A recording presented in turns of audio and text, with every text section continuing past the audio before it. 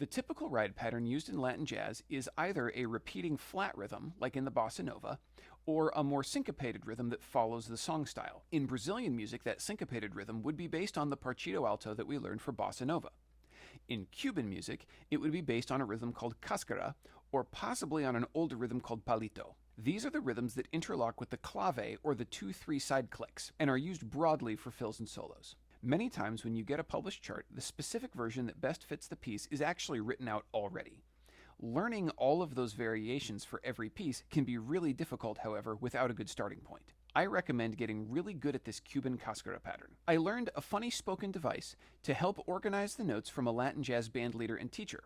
He says, "I like chicken with lots of gravy. Oh, I like chicken with lots of gravy." It follows the 2-3 son clave, which is the most common clave in salsa music from Cuba. I like chicken with lots of gravy, and I like chicken with lots of gravy. I like chicken with lots of gravy, and I like chicken with lots of gravy.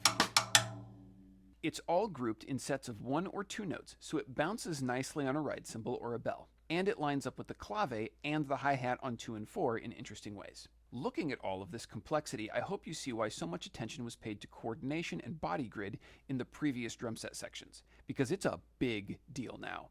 These styles did not evolve with the idea that one person would have to play all the elements at once, so you really do have to do a lot of work to get it all flowing together within yourself. Practice saying the phrase and playing along with just the ride cymbal. Get used to how it bounces on and off the beat. 1, 2, 3, 4. I like chicken with lots of gravy, and I like chicken with lots of gravy, and I like chicken with lots of gravy, and I like chicken with lots of gravy. You can also put a metronome on eighth notes and practice covering that up with the ride pattern to get that regular spacing down, hearing one click on the metronome between each set of notes that you play. And 1, 2, 3, 4.